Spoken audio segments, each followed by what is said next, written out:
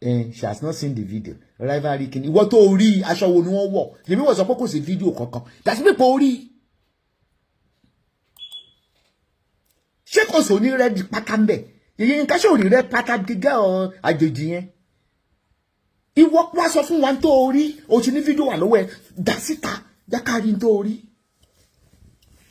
Tí ẹ fi eléyìí kò fi slap mi. Nígbà tó ní nǹkan bá yẹn lọ́wọ́ láti yí ọjọ́ yìí. Ó ní nǹkan bá yẹn kabiti kí ló tó gbé jáde láti jọ. Kí ló tó ṣe tí sọ pẹ̀lú engineer Keo. Ayayaya. Gbogbo tí ìyá aláyé tún sọ yí pé gbogbo àwẹ̀ tán gbà kọjá yí pé ìyá yìí kí mo ló ń ṣe ń gẹ fún. Ó ní ó yẹ kí ìyá yìí kí mo kó gbé sórí social media. Kò ní gẹ́yìn ò wà lousy. The girl is not lousy. Ó dẹ̀ pé she is an introvert.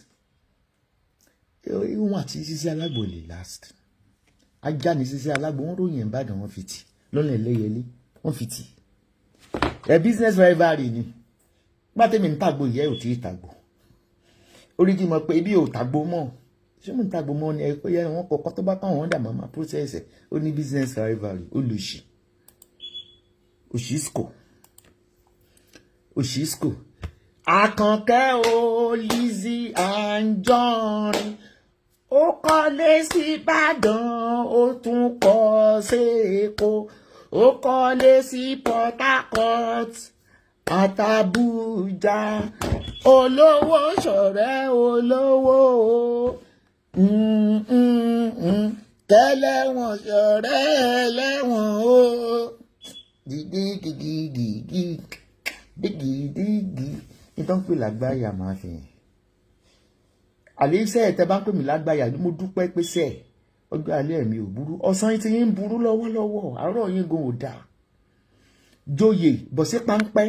Èèyàn mélòó ló lọ gboyè lórí social media tó jẹ́ speaker tó pé bẹ́ẹ̀ ló gbà lọ sí abattoir. Wèrè. Ayé ẹ̀ ti dámà torí pé mo ti OBJ the Grand Wizard. Kí ló tún ṣe bìí? Àwé kan máa gbé lọ sí orí Twitter. Àkànkẹ́ ìyá Florida Àwòmúyìwá Adéjọbí Àkànkẹ́ Esabod màmá Múyìwá Adéjọbí Esabod olórí àwọn wọ́dà lábàá tí ọkùnjẹ́ báwọn wọ́dà sọ̀rọ̀ kọ́kọ́rọ́ abatíọ̀ ọwọ́ mi ló wà mò ń tì gángan Dorcas ti mara.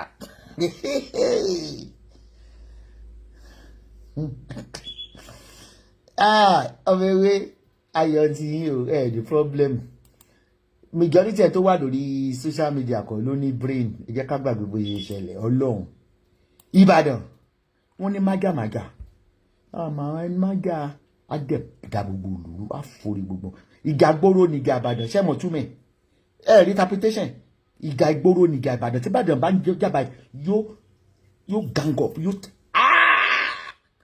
ọmọ yẹn ń ṣọmọ Ìbàdàn o ẹ jẹ́ kí n sọ nǹkan fún yín ṣe rí last king he spoke with me when I was in US ó mọ̀ délé o Dorcas ń ṣọmọ Ìbàdàn kódà ó sọ àdúgbò bí tó ń gbé lọ́nà Ìwó Road ẹ mọ̀ pé bóyá náà nọ́mbà mi and I listen àtẹjọ́ pọ̀ jù mú kan transfer fellow mi Dorcas is not from Ìbàdàn yẹ kó ti sọ rí pé Èkìtì àti Ìjẹ̀ṣà ló gbàtọ̀ tún yá tó ní Gẹ̀bùlù kó ń ṣọmọ Ìbàdàn àti káyìndé ẹ pè mí tí máa ti ṣe tán ẹ pè mí direct tí tó mo lè máa ràn tí mo máa pè yín pè mí direct kò yé yín kì í ṣọmọ Ìbàdàn wọnú òde ṣọmọ Ìbàdàn olórí burúkú wọn ṣọmọ Ìbàdàn ẹ sọ fún mi kọ́lé olóòtú Yọmí orí Yọmí èmi we say it as it is Ìbàdàn bẹ̀rù Ìbàdàn ń parọ́ wọn ṣọmọ Ìbàdàn òun tí ẹ ń ṣọmọ Ìbàdàn tọ́gì last king mo sórí life girl yẹn má bínú pé last king course what to pay. There's nothing secret. Wàláì òtọ́ ló gbé Ìbàdàn ó júwe inú òwòrò kan tó ń gbé lọ́nà òwòrò pé bàbá ẹ̀ wo ẹ̀ máa wọn tó máa ń gbé késẹ́ẹ̀tì kiri ní ìwòròdù ní ìwòròdù gàrèjì yẹn ni bàbá ẹ̀ kì í ṣọmọ Ìbàdàn ṣé ẹ̀yìn bàbá ẹ̀ yẹn jọmọ Ìbàdàn ṣá orí àwọn Ìbàdàn tóbi rídídídídídí gàgàdí gàdí gàgàdí gàdí gàdígà Àkànkẹ́ ológo tí ò kọ́ mọ́ má bọ̀ ká gànfàìtì mi ò lè dájà. O gbọ́dọ̀ ṣàkáǹtì owó tó gbà lórí Fọlá. A fẹ́ rí ilé tó ló kọ́ fún Fọlá, a fẹ́ rí pé orúkọ ẹ̀ ló wà ńbẹ̀. Wọ́n gbé mọ́tò, a ò rí mọ́tò mo ti sọ fún yín. Ṣé rí awíkoko kọ́lọ́rọ̀ òwí tí ọlọ́wọ́rọ̀ bá wí mo ti sọ fún yín pé kí Lizzy wà láàyè but repeating it every day yẹn kí ni Dáúdà yín fẹ́ dà olórí burúkú ọmọ òṣèlú Dorcas yẹn èmi ló ti dáyẹ ẹ lóró láìṣe mi tí mo máa ń gbẹ padà tí mo máa ń forgive ẹ̀ẹ̀kan ní ti Lizzy jẹ́ kó tún wá mẹ́sìn mi ọ̀pọ̀ lẹ́lẹ́kejì ẹ bá mo gbé fídíò mi tó ti bú mi tá a ti búra wa kò kàn mí láti Adégbóyèga bí òkú ka kọ́mẹ́ǹtì ẹ̀ mọ̀ kan tó bá wù yìí bẹ́ẹ̀ mi ewé ẹ fẹ́ provoke ní ìsìn ní wá provoke ẹ mọ̀ bá àjà lọ pàṣẹ ọ̀rọ̀ mi ìmú ẹ lọ́wọ́ dání ẹni máa jàjà yín lọ mo ti sọ fún ẹ tẹ́tẹ́ pé mi ì ní bẹ́ẹ̀ ṣe ẹ̀ Lizzy o wà pẹ́ láyé o Lizzy Anjorin arẹwà kò sókè gàgàdìgàdìgàgà dìgẹ̀dìgẹ̀. Èmi tí mi ò ní ronú èmi ọmọ pẹ́ ẹnu tí mi ní ronú ẹ rò pé tẹ́ bá bó èmi léèbù kan yóò dán mi ṣá mo ní èmi ò ń ṣiṣẹ́ yín iṣẹ́ àwọn àgbààgbà lèmi máa ń ṣe tó lẹ́rìí jọ Sunday. Òkété kò sẹ́ òkété bínú pọ̀ fẹ́ gan fight pẹ̀lú team leader kan ṣé mú mi ọ̀rọ̀ kan máa ń bẹ̀bẹ̀ máa ń di kámpù ní ò lè dá dúró ṣé gbogbo àwọn olóòórùn tó ń kó kiri yẹn ọmọ olóòórùn tó ń kó kiri yẹn mọ̀ pé kó lè yin ìka ìwọ ló máa ń dá wọn tó ń dá ẹ lóhùn lọ́dọ̀ mi tó máa ń dá wọn lóhùn bí àwọn Lizzy ò lè dùn mọ́ ta gbogbo wọn gbogbo àwọn yóò lè get to me yìí tí mo ṣe lórí Instagram mo expose ẹni to the world ó dẹ̀ ní one particular person tó ti súnmọ́ mi mo expose ẹ̀ ṣé ó rò pé mo lọ bú ń bẹ̀ ní iye ní Àṣàbí tó kún bọ̀ igi jẹ́gẹ́dẹ́ ṣàlàsì ṣe títí bí màmá wí o Lizzy Àkànkẹ́ máa ní o.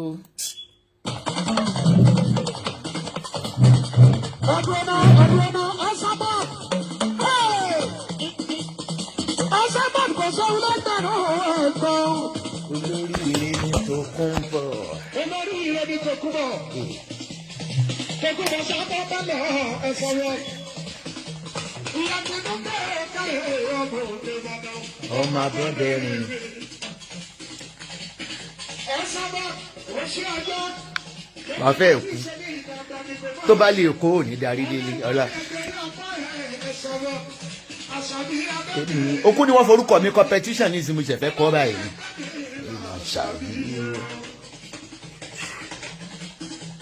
Gbogbo ayé ajá.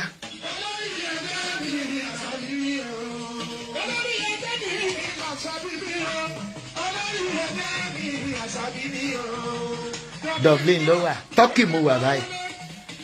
Àṣàbí ni Esabod. Màmá Àkànkẹ́.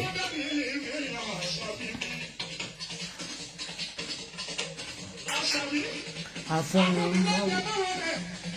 Alugo send account yẹ kí n send 300,000 sí ẹ. Pẹ̀lú orí tó kọ́ yẹn. Pretty.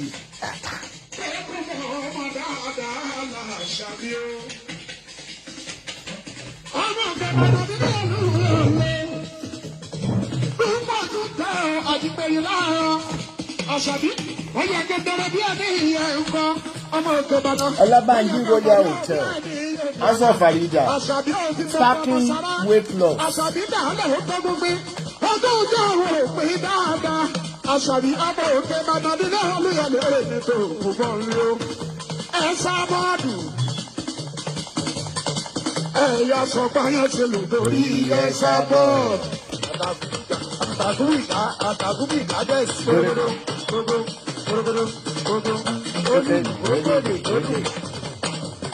Ìjọ yìí dà. Ẹ dákun tó bá àrà tó bá wù ní kẹfì Lizzy dá o wọn bí wá ń lé kan náà. Kò lè yé yín, mo fẹ́ ṣiṣẹ́ kan mẹ́yìn ni. Àwa a máa dáwọ́ lu Dorcas pa ni. Ọ̀dì tó bá gbé àkáǹtì owó tó bá lórí Fọlá jáde, ọmọ yóò gba sísì. Àṣàbí bá kí ẹ̀ẹ́dẹ́gùn mọ́. Àṣàbí bá kí ẹ̀ẹ́dẹ́gùn mọ́. Owó tó gbà lórí láàrin afẹ́rẹ́ àkáǹtì tó fi gbà kó wá ọ́dí ìtẹ̀ fún wa. Ọlá Ìsìkì báyìí. Èmi ti rásà bí tòkun mọ́ ni o. Àṣàbí gbogbo bó ti ṣẹ̀dẹ̀ máa ṣe. Torí jẹ́lọ́sì tó wà lára ẹ̀yìn máa fi sìn ẹ́ débì kan. Pẹtíṣàn tó ní mo kọ màdí àmọ̀jẹ̀sẹ̀ fẹ́ kọ́ ni ọlọ́ọ̀ṣẹ́ kọ́pì yẹn bẹ̀ lọ́wọ́ mi. Wọ́n ti bá mi kọ́ rẹ̀ jù. Ẹ̀wọ̀n ló máa kú sí. Ókè onítàlùjọ kọ mi ì tí ì gbọ́. Yàmùpọ̀ kọrin. Àlùjọ. Mi ò gbọ́dọ̀. Gbogbo kìíní rẹ̀ ò bá pé kánkán. Mo láìkì fídíò àkàkẹ́ yìí. Ṣé ìyàbọ̀ wà ń bẹ àárọ̀ ò mà bẹ́ẹ̀ ṣe gbogbo tí ìyàbọ̀ bá ti wà ń bẹ rọ. Mo rò bí o lè yẹn nìkan ló gbé síbẹ̀ ni. Mo rò bí o lè yẹn ọmọ yẹn fọ́tò ọmọ olè yẹn mọ̀ pé ọ̀rọ̀ wa àti ìyàbọ̀ mi ò lè dá sí. Torí mi ń ṣe Nollywood. Mi jẹ́ ń delete ẹ̀ padà bó ni tẹ̀tí fẹ́ delete ẹ̀ báyìí. Move to the bin. Ibi tó bá ti gbé ìyàbọ̀ màmá bẹ́ẹ̀ ṣí àì bẹ́ẹ̀ pé tọmọ olè tó gbowó lórí Fọlá tó gbowó lórí láàrin ọkùnrin alápá má ṣiṣẹ́ yẹn òkè orin yẹn ni kí ló kọ́ ń bẹ̀.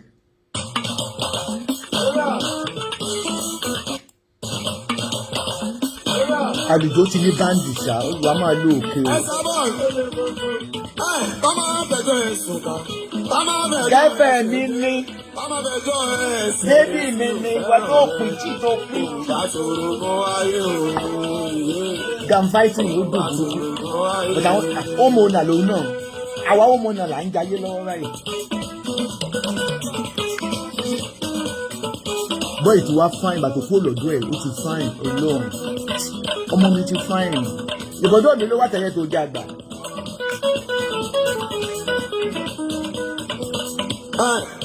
Esabod léwé Lantina. Ìyá Lizzy. Esamoni. Lizzy Mani. Àlùjọ Mani. Ó bá ń kọrin fún Lizzy náà. Ìlú Dublin. Báńkọ̀ Esabod. Alálùbáríkà mo gbà fún ẹ̀ tó. Orin 300. Àlójú àkáǹtì ẹ kí n ṣe straight báyìí ju àkáǹtì ẹ. Tó bá bí mi nínú màá sọ di 500.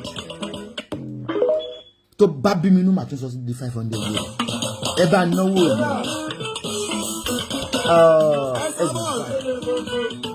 Bàmá bẹ̀jọ́ ẹ̀sùn kan, bàmá bẹ̀jọ́ ẹ̀sùn lé, bàmá bẹ̀jọ́ ẹ̀sẹ̀ rẹ̀ tí ò fẹ́ràn.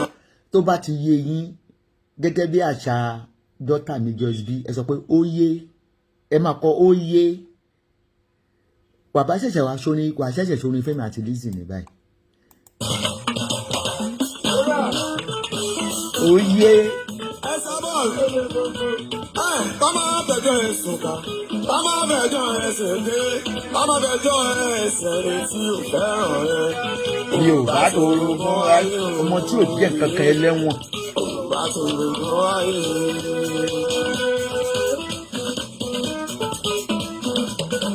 Ọmọ onídọ̀tí.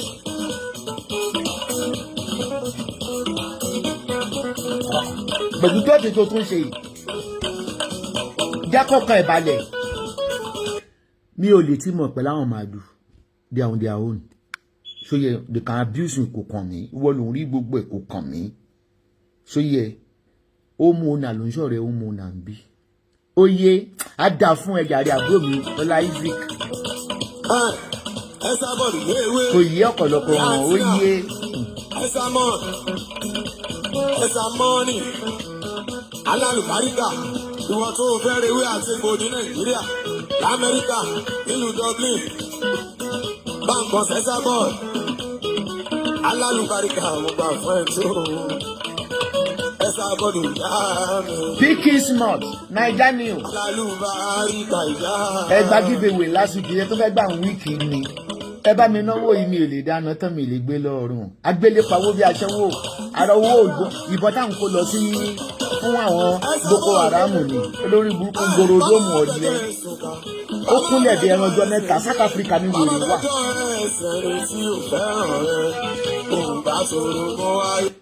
Àdìjọ bọ́tò ó yé Ebúdọ́lá lọ́rin sọ pé fún mi gbogbo ẹ̀yìn táwọn kò yé mo ní game changer ní àní mo fẹ́ ààrẹ sàwọn èèyàn kankan gbogbo details wọn wọlé zìlò dẹwà ó yé kò yé Fọláṣadé ṣògbówó gba 30,000 last week jẹun wo èyí tẹ́ gba 30,000 last week ẹ lè gbà lọ́sẹ̀ yìí ó yé kò yé I don't have peace for body ó yé sẹ́ àkànkẹ́.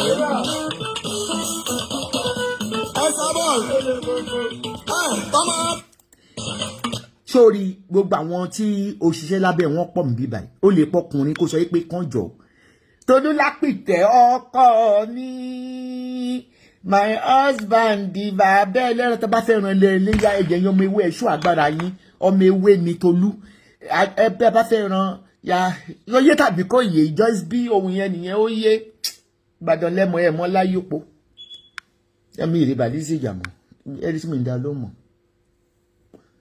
this is ti analyse náà ó lé mi mo gọ̀ jù lórí social media ṣó wá parọ́ ni ó ní wọ́n fi mí gbá géèmù ẹ̀pọ́n ló débẹ̀ tó rọrùn tó tọ̀hún bọ̀ Lizzy mi ò gọ̀ jẹ́ kí n aṣọ ẹ̀ fún nǹkan kan bó ṣe ń sọ Ìyábọ̀ kò lè bá Dorcas sọ̀rọ̀ láìláì ẹbí kó fún wa ní mẹ́sẹ̀gì bí tí Ìyábọ̀ bá ti di ẹ̀mí. Gẹ́gẹ́ bí Ìyábọ̀ ti ṣe sọ rí she loves to choose her people she doesn't like people to choose her just like me I don't like people to choose me I choose my people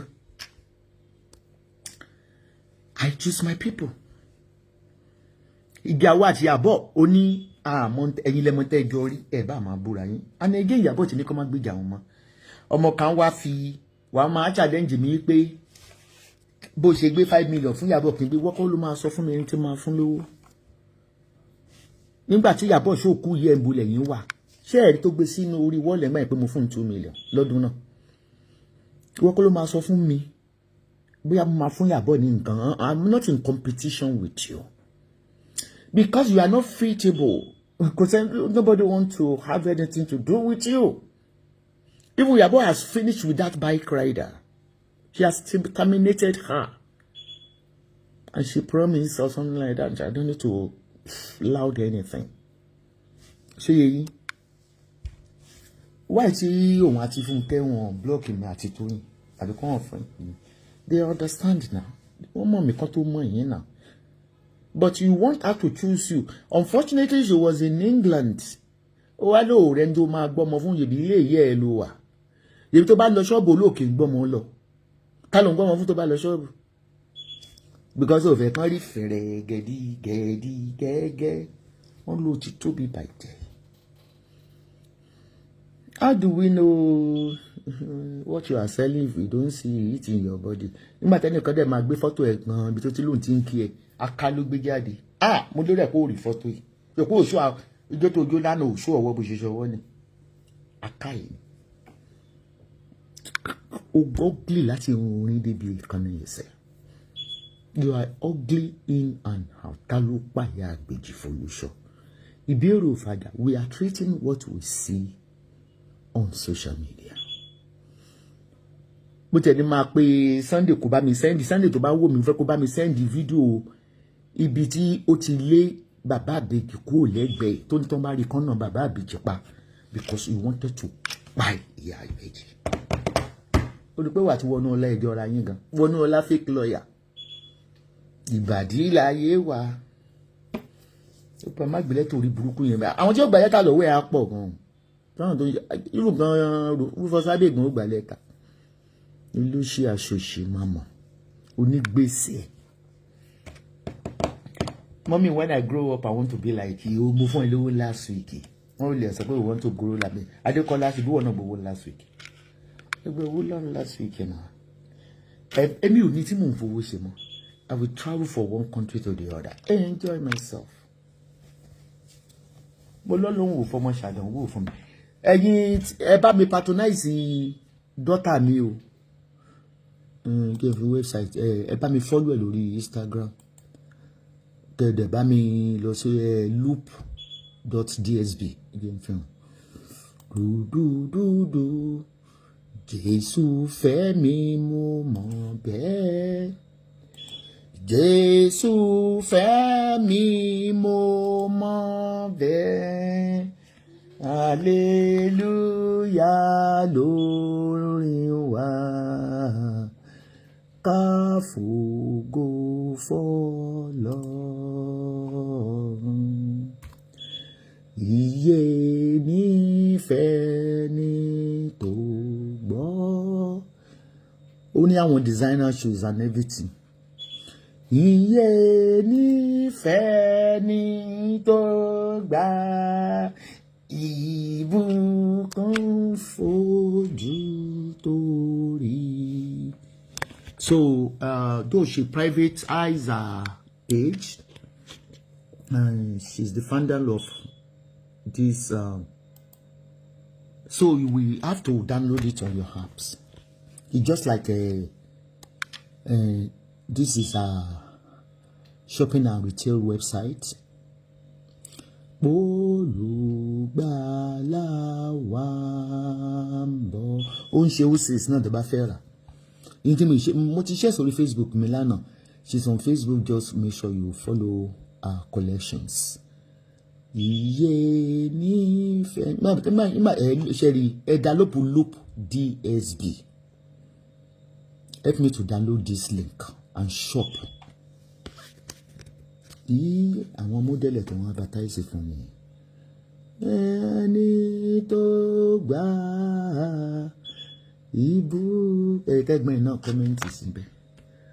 Tina Joy ojú tó rí. Àwọn eléyìí ò ń ṣàkóbé o. Ẹ̀yin sisi ẹ̀rà ẹ sọ fáwọn ọmọ yín pé kán download ibẹ̀ yẹn. Àwọn eléyìí ò ń ṣàkóbé o.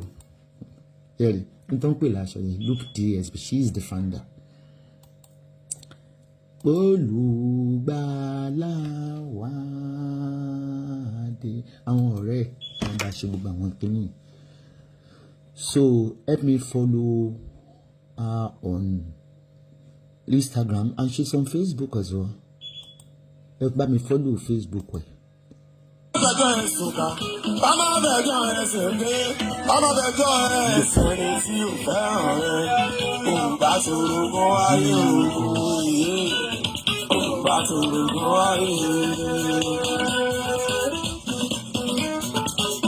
Wàhálà ò lè jẹun ní ṣọ́ọ̀bù àkọ́bí mi ní ìjọdún ò lè jẹun bẹ́ẹ̀ torí kìkì ń ṣe kìsàmàlà tẹ̀bà ló ń ta English restaurant ni.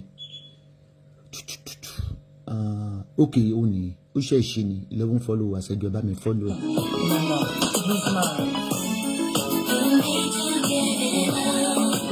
Ẹ bá mi follow ẹ.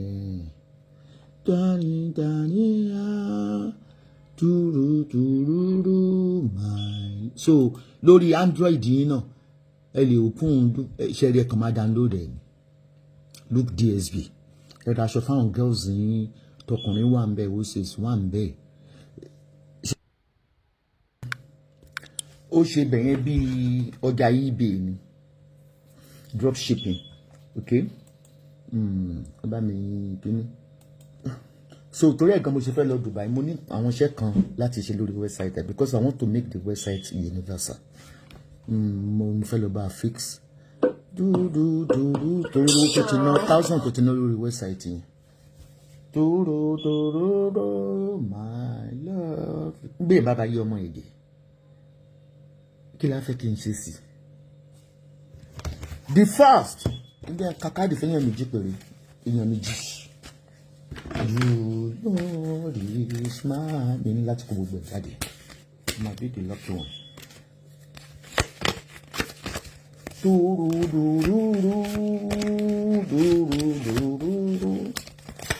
Ẹ bá mi fáwọn girls ní kan lọ ṣe ìpínlẹ̀ níbẹ̀. Dárí Àbáyọ̀mí.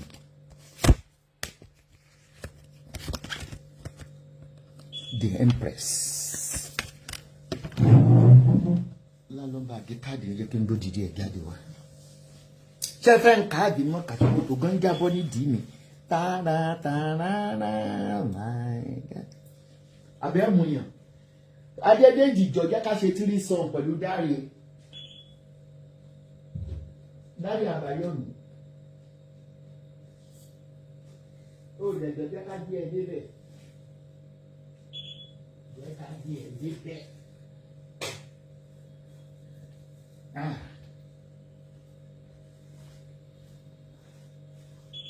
Mo ṣẹ̀ṣẹ̀ máa lọ wáyé lára lọ́la ni mo wáyé tí mi fi gbé ra ilá láti jọjú torí mo lọ last time ó dẹ̀ pé season ni bí a máa rí freeze ilá dúdúdúdúdú bómi ń lògó rẹ àwọn ọmọ tí ò ṣe rí bá ń gbọ́ lọ́n tóbi Lizzy lọ́kù. Níta fẹ́ ṣe ni wípé kí ló mú ẹ kí ló lọ gba owó tó gbà lọ́wọ́ Láńre come and account for it owó Láńre owó Fọlá Lizzy ò jẹ́ mi lè ní kó fi àbọ̀ lẹ̀ wà lẹ́gẹ̀ẹ́ ní dákẹ́ ẹnu mi mẹ́jẹ̀ ń kọjá ààyè mi ń ṣe Nollywood ni mo dá ní dá sí Ìyábọ̀ is my daughter and èmi ò ń bẹ́ẹ̀ dùn nǹkan ni I'm not in competition with you. I'm not in competition with you. Competition náà ló mú ẹ kó lọ joyè fún wa lẹ́yìn tó joyè tó gba bẹ̀dẹ̀ wọ́n rí. Joyè kò lẹ́wọ̀n joyè abatíọ́ joyè abatíọ́. Competition yẹn mo ṣẹ̀ṣẹ̀ wá rí kó wà jealous kan. Ó ṣe gan ẹnìkan ti bá mi ṣe kíní ọmọ mi. Iyola send account here. Gempini. Admin okay Gempini. Do. Oh, share mọ̀ pé àwọn Scorpion wọ́n ní brain business kan. Wọ́n ní brain business but ló ń build the website mo ní. So àwọn ọ̀rẹ́ wọ́n ti padà sí iṣẹ́ last week. Dr. Dubai ti padà sí iṣẹ́ last week. Do. Yeah. Now, 1 arcade, 3 arcade. Ta ló fẹ́ kakad? Ọlábànjí farms your feed material fún gbogbo ẹranko adìyẹ pẹ́pẹ́yẹ gbogbo ẹ̀. Àwọn fún ní very big feed mill. Tó pé capacity gbogbo Africa ló lè gbé.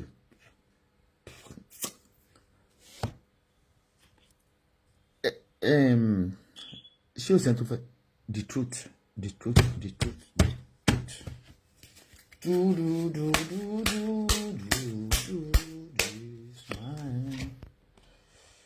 5 of Pentacles.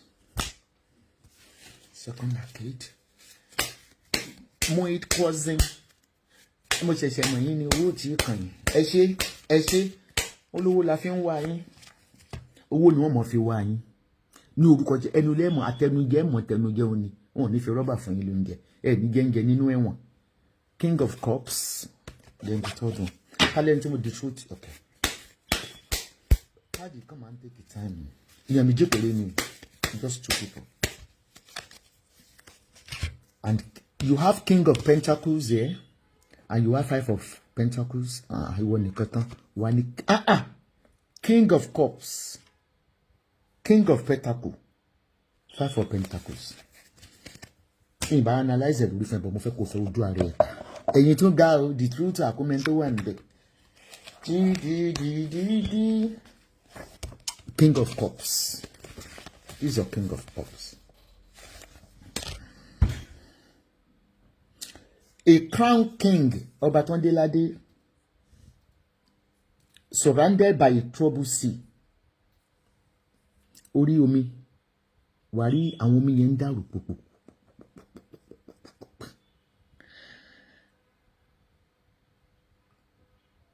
But ẹsẹ̀ dry. Wàrí pé orí omi la gẹ̀ yẹn wà. But omi yóò débi ẹsẹ̀. So the ocean yẹn wá represent the unconscious world of feelings and intuition over which the conscious mind has no control. What now? This is my conscious mind. Conscious mind is when you are aware of your surrounding. Unconscious mind, unprepared.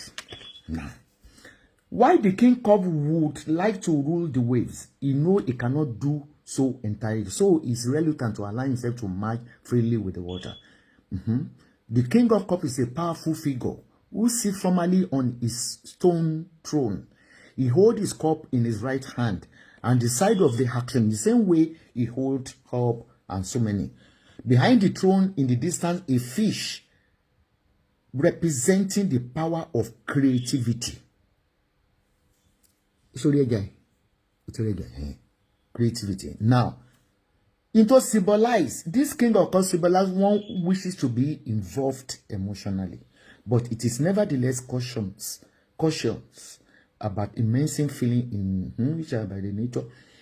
Now, big what you need doubting mind. Doubting mind in the sense we pay one whole fair name kankan.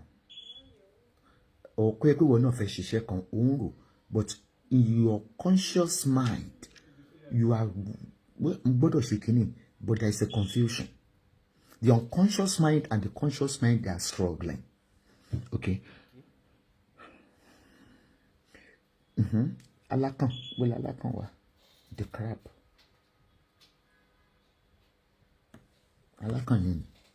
So pe un lọ síbi tí ẹsẹ̀ ọba wà. This is the crab, okay? You can first summarize it.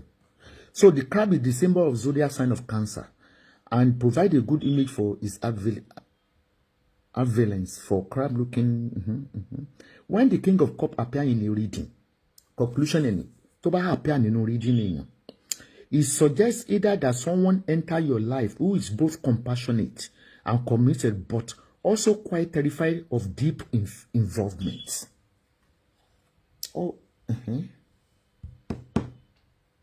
Or that they may need to comfort this aspect of yourself in your own psyche. Maybe somebody just enter your life.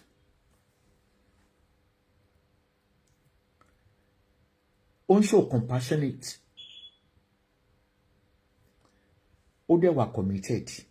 But in your subconscious mind, you are not giving the person a chance. It's like you are doubting, or the person is doubting. That means if you are wayward, it may be a Ohun ìwà kan tó jẹ́ kẹ́ni kan máa doubt it. Ṣé tí n bá fi gbogbo bí mo ṣe fayé fún bèbí mi mọ̀ ọyọ́kùnrin ló wà lábẹ́ kínní yẹn. Doubting, just doubting. Ó wá ní so you need your own psychic. That means you need your own intuition. You need your own psychic. Mo sọ fún pé àwọn yálé onílé kiri ẹ bá mi yẹ̀ wò. We have our own psychic that talk with us. Nǹkan kan máa ń bá wa sọ̀rọ̀ láti inú. Follow your mind. That's the one. The second one is the King of Pentacles. That is spirit of confusion. It can be in business. It can be in anything.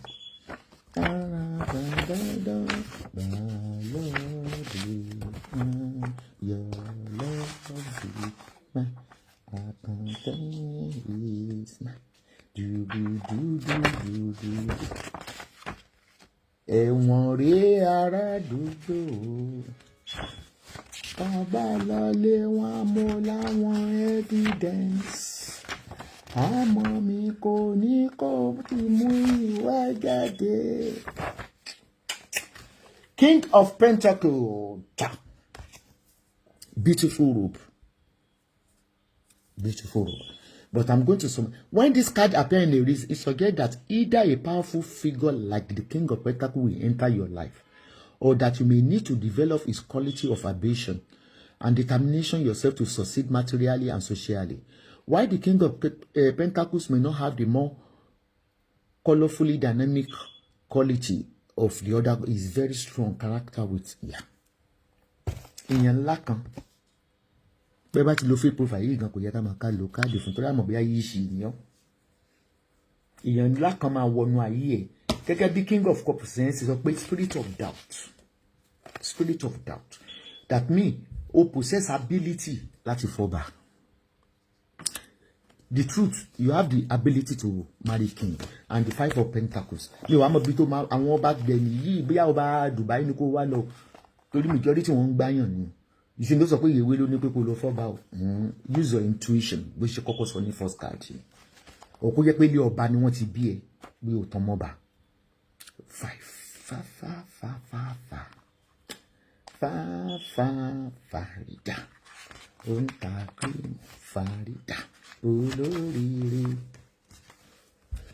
Sorry, beggar kan dúró síwájú ọkùnrin tí mo lè analyze without reading kìdìkìní mi.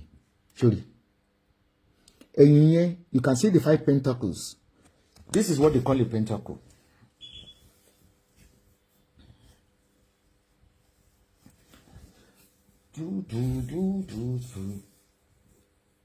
You know, I have it at the back of my bed in my room as well. So pentacle, if you go and Google what pentacle is the power to rule the air, the heart, the fire, the water, and the earth. So I'm always in thema meditate and make sure I'm in the middle. That's in the book back. So now,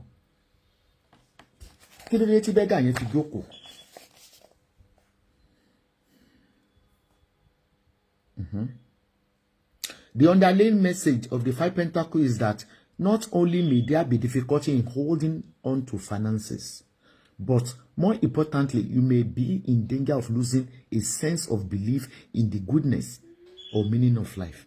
When this card appears in reading, it will be advisable to pay great attention to both material and spiritual areas of yours. Now, this now is talking about psychic. It's still psychic. Not everybody are gifted. Not everybody are gifted. It's when your mind speak with you, talk to you. So you need to develop that area. You can hold up. Man take time. Card man take time. Ele lo easy for me láti kà. Torí meaning it to one day. Sherry eléyìí tí mo kó yìí. You can book it on website. I don't do it for free. 100 euro, one read gbogbo you going 100 euro ni. Because man ká ní pé mo fẹ́ kà fún yín, oríṣi card mẹ́wàá lẹ máa mú. So man take time gan. O man take his strength gan. Torí yín tẹ́ ní kí man kà fún yín, you read it for me. Ẹ̀yin tí mi ò rí mi ìdá ń ka card ọ̀fẹ́. Ẹ̀yin lẹ́ oní kọ́ kẹ́rin sáré wo eléyìí fún yín. Ilé ti ní interpretation ni. Irọ́ dá padà. Nǹkan kan náà ni pentacles náà ni. But interpretation is one there. Do me lẹ́ẹ̀kan sí. My love is mine. Who's next? House of Farida. Dúdú Madam Farida. Mo lè gbójú jáde Farida. Mo gbólówó. Mo gbójú jáde Farida. Olú ọmọ gold gbogbo Dubai. Láyọ̀ la máa pàdé ó lò láyọ̀. Iyọ̀lá.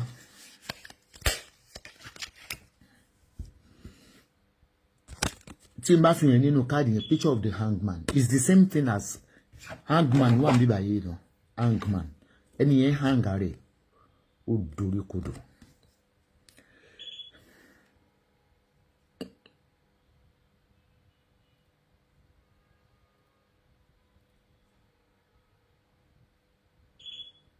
It's like somebody want to betray you. This guy say somebody wants to betray you. Kéèyàn gbé ọkàn lé èèyàn kan. So, bó ṣe wá dorí kodò yẹn is hanging upside down, viewing the world. One way pé ṣe bí ilé ayé ṣe rí ni. Kéèyàn lè change báyìí. That is what this card is saying. Àbí wà tí sọ pé àdán dorí kodò. Ó ń wò ṣe ẹyẹ.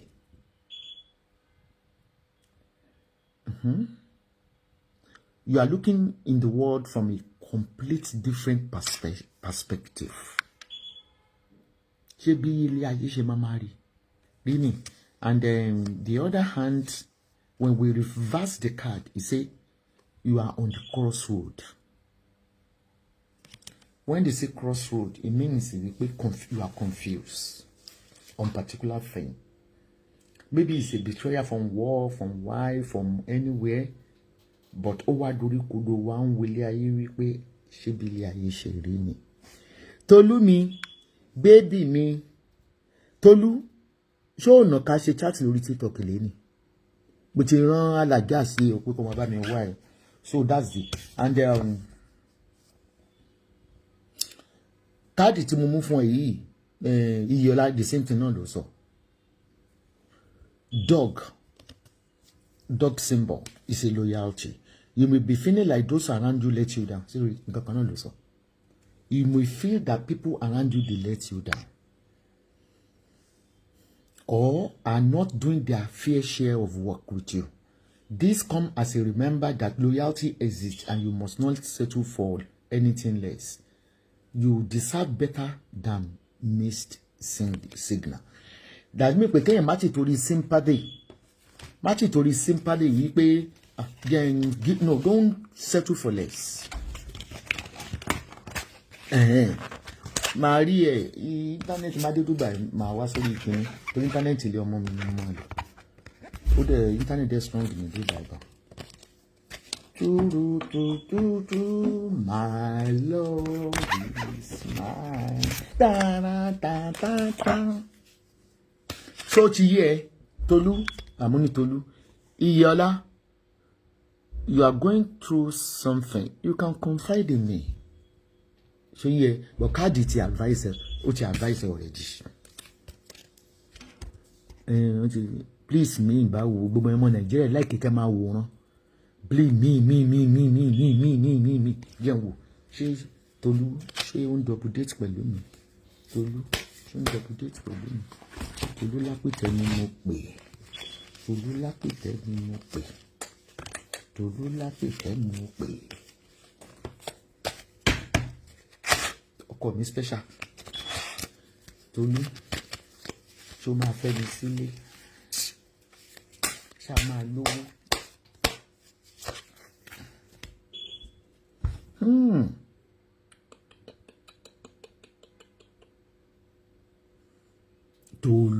Tolu ló máa let me down. Káàdì ló máa let me down. Why? Why me? Tolu? Owani, there is more than one way of looking at things. You must be ready to accept alternative viewpoints and new ideas. You must open your eyes to new ideas and new ways of resolving problems. There are more than one way of looking at things. Mo wò pé mo darúgbó. Kíni abẹ́ mi ò kàn. Kíni abẹ́ mi ò kàn. Mo fẹ́ wo message tó wọlé yẹn. Do.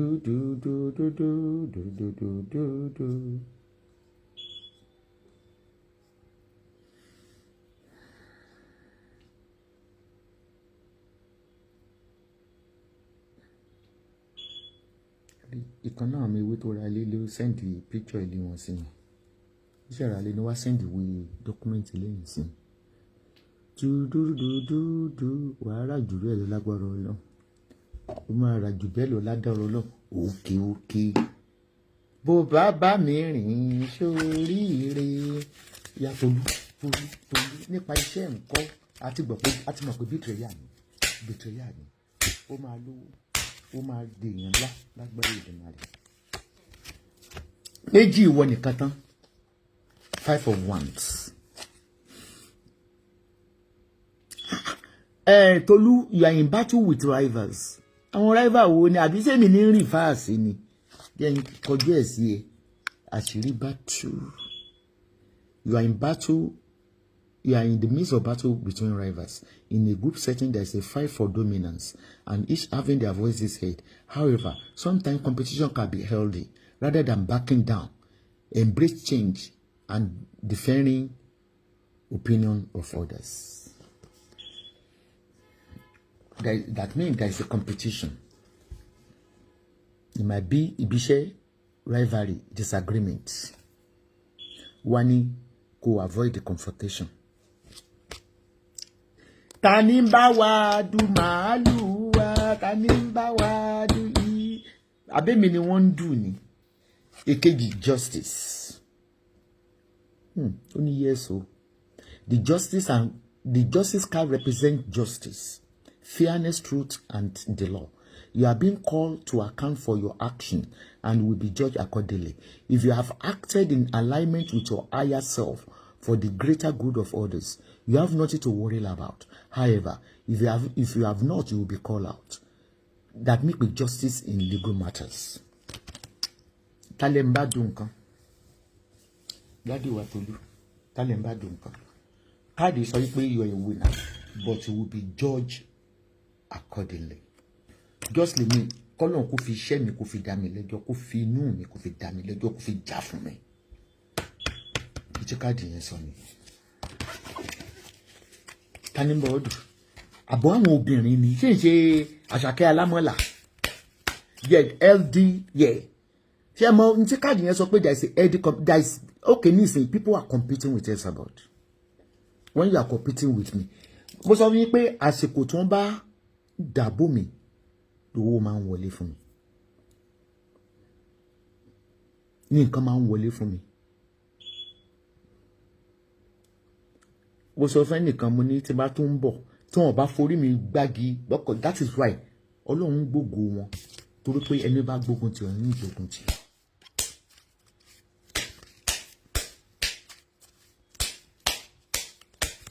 Tèmi smart. Tèmi smart. Irọ́ dàkadà. Ace of Cups. Lose weight with sparkling weight. Me ò tóbi tó you. I'm using size 10-12. Tí èyí bá ti ní weight, kí èyí bá ti dàbí ọ̀tọ̀ gúrúrúmù tí ó pa ní bẹ̀ lára ẹ̀yìn.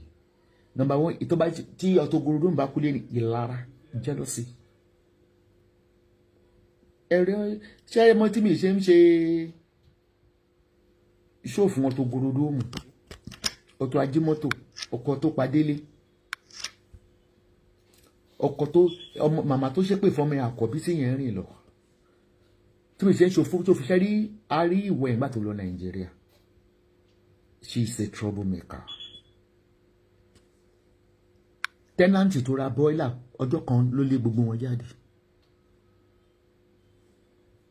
Ẹni tó ní ṣọ́ọ̀bù tó ti ń bá ó lé wọn jáde. So Otobola is not well. She's sick.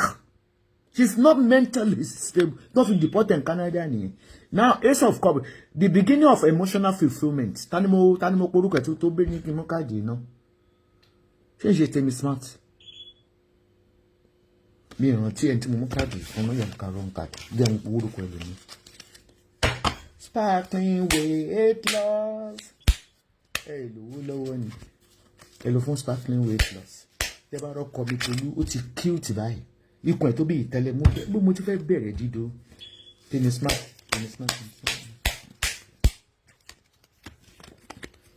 Four of Swords. You know what they call sword? Four of Swords.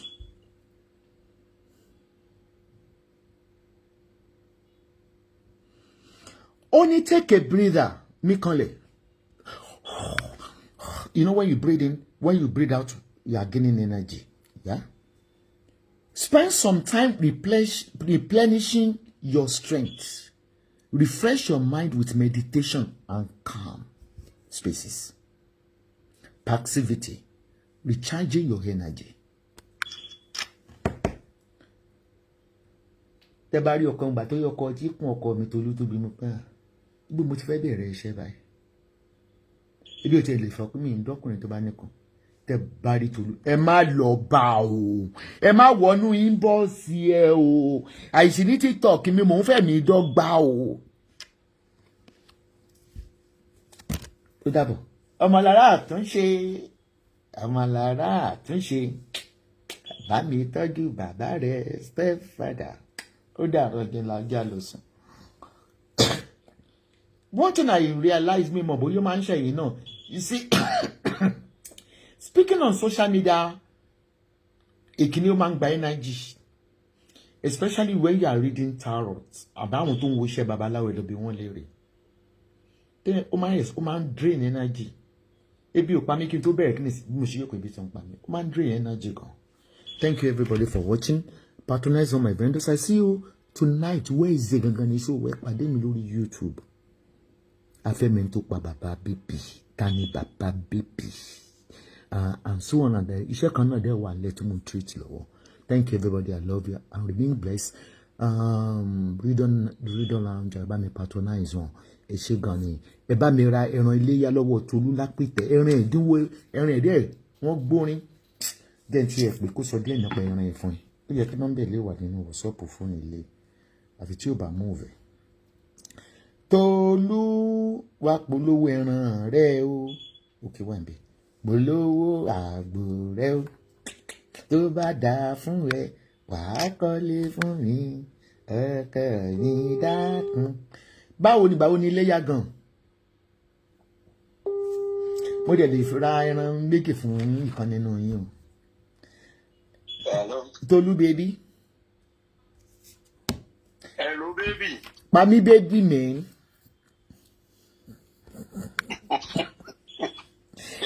Olólùfẹ́ mi ṣó wà pa polówó àwọn ẹran báwo ni iléyá. Iléyá on the 27 ni.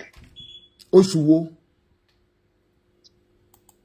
That's next month, May. Kí lẹ nílẹ̀ àwọn ẹran wo lẹ nílẹ̀ fún iléyá torí mo wà lórí Facebook. Àgbò wà then màlúù wà. Nínú àgbò wà màlúù wà kúrù ńkọ́.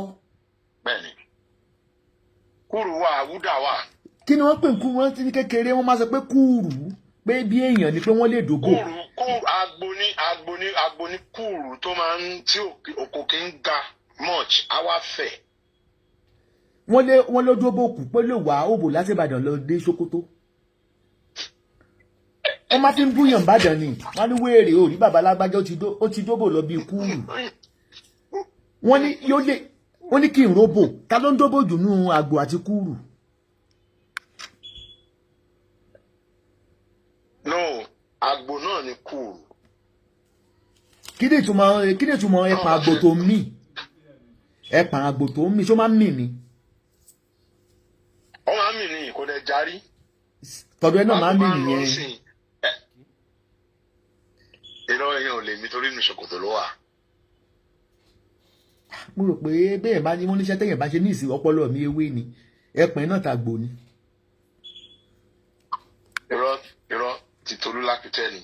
Ẹ̀pà àgbò tó ń mì kò ní jábọ́ lọ́la. So báwo ni àwọn àgbò yẹn báwọn ṣe máa gẹ̀tẹ̀ fún léyà ibo lẹ̀ ń tà dé kí ni jurisdiction yìí kí ni eré àbítẹ́ ń tà lé ibi tẹ́ ẹ̀ gbọ́dọ̀ dé. Ẹni kò síbi téèyàn wà ní Nàìjíríà tí tó bá ti ràgbò yẹn á dọ́dọ̀ ẹ̀. Irú ògbà kọ́pọ̀ yìí láti Amẹ́ríkà kẹ́ báwọn lọ dìlẹ́bà àgbò àbí láti UK. Àwọn tí láwọn tó rà láti US. Mo gbọ́ lórí TikTok tí wọ́n pè wọlé. So ẹ̀ ń dìlẹ́bà lọ Ìlọrin because Àbújá lẹ́wà. Anywhere kò síbi tá à ní deliver ẹ̀sìn. Ṣé nínú àgbò ní abo? Àgùntàn wà but àwọn àgùntàn yẹn mi tà wọ́n torí wọ́n ń bímọ lọ́wọ́ so. Èwo ló máa ń dùn jù ní abo àtakọ? Apẹran náà ló máa ń dùn jù. Ṣé wọ́n ló kó? Bẹ́ẹ̀ni wọ́n lẹ́pọ̀n wọn ló kó. Ṣé wọ́n dákó?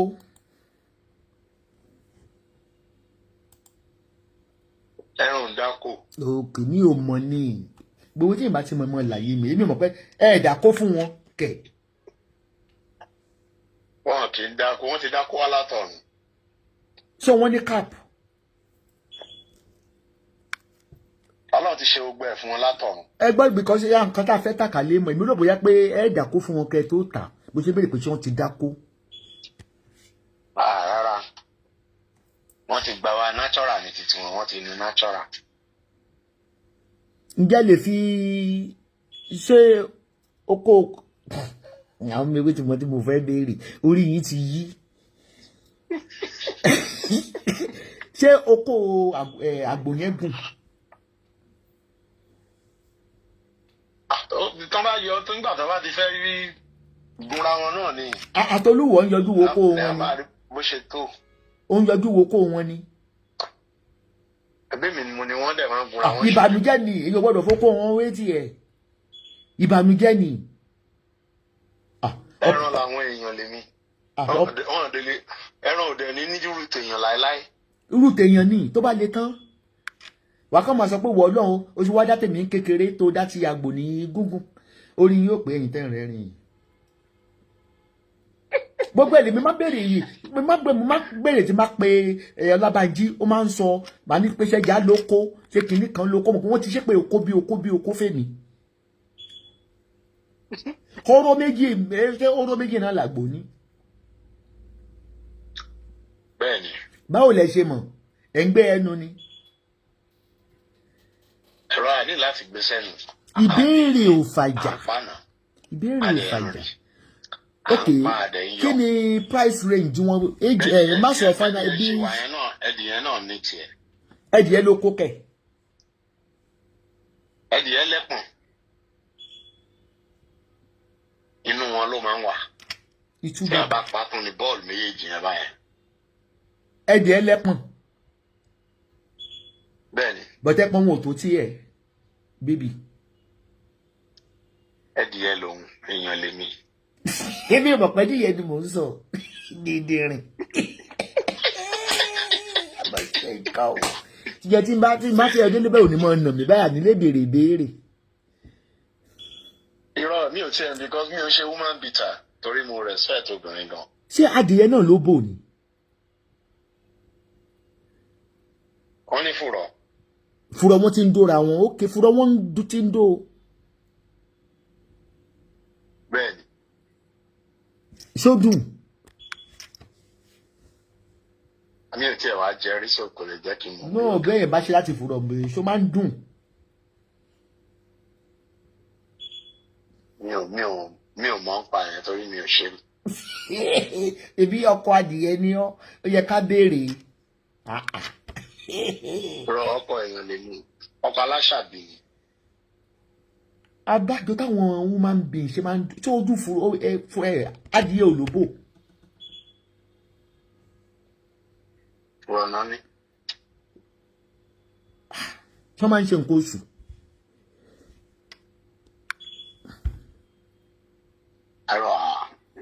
Ẹranko làwọn. No, ajá máa ń ṣe nǹkan oṣù. Ajá abo máa ń ṣe nǹkan oṣù. Jọ tó bá ti ń ṣe nǹkan oṣù jọ bá mi tọwọ́ bọ̀ bí ìfùrọ̀ wọn kó jẹ́ kó sẹ́ndì fọ́tò ẹ̀ sí mi ṣùgbọ́n ó ṣe ọkọ mi. Àmì ọmọ ń pa yẹn. Ọmọ yàrá àtúnṣe ṣó ní pé ń ta sí ẹ̀ ó ní fọ́rọ̀ sí fọ́rọ̀. Ọmọlára múra sí i ṣó ti gbọ́. Ẹ jẹ́ kó múra sí i. Ṣé o ti rí pé ó máa ń sọ̀rọ̀ lórí Facebook á wá dé àgbègbè TikTok á máa ní pé ṣe mọ̀ pọ́kọ dájú wa ni. Ṣé o ní tó kọ fùrọ̀ sí fùrọ̀? Ó máa ń ṣe bí innocent ló dó pààrọ̀ oko bó ṣe rí ìgbà yẹn. Ẹni tó lọ tó sì nínú inbox. Ṣé bó lọ tó sì nínú inbox? Ó sọ náà. Àìmí kẹrọ ẹ ṣe ń jẹ kó abẹ. Aṣáwó tó unique ni pé ṣé adìyẹ máa ń ṣe threesome.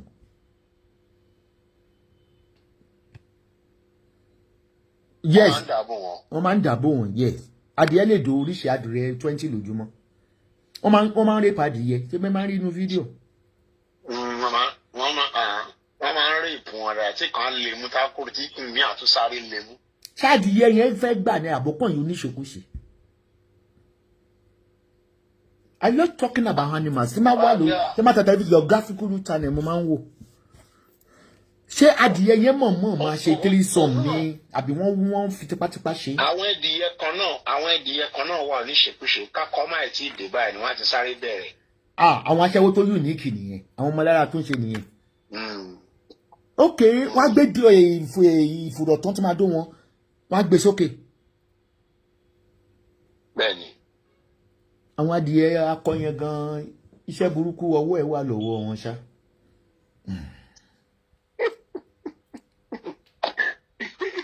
So àgbo yín bẹ̀rẹ̀ fún ti léyà, àgbo yín bẹ̀rẹ̀ láti èlò. A ní the one of àgbo tó yẹ the list tó ṣáwà 500. Ṣé ẹ ti gbọ́? Lọ sókè. Mo ṣàgbọ́ tó sọ lórí TikTok pé tí bàbá Ọlápèdè sọ pé àgbo ẹ̀ cheap gan. Ṣé nítorí pé wọ́n lò fún wọn lóyún tó fi ń bí wọn ló ṣe cheap ni? Àwọn náà ń bára wọn sùn. Kì í ṣe wọ. Náà ìrọ̀ èèyàn lèmi. Má bú mi, pa mí bébì. Pa mí bébì, má bú mi. Rọra láyé ni. Má bú mi o, pàtó ní àgbo ẹ ló cheap jù. Kọ́mọ yẹ bẹ́ẹ̀ wọ náà ni ló ń bá ìyá wọn sùn tó fi ń bímọ tó fi cheap. Àwọn náà ń bára wọn sùn. Okay, kì í ṣe wọ. Thanks for the answer. Tí ó bá yéèyàn, ebi ò dé Nàìjíríà rí Nàìjíríà. Thank you for the answer.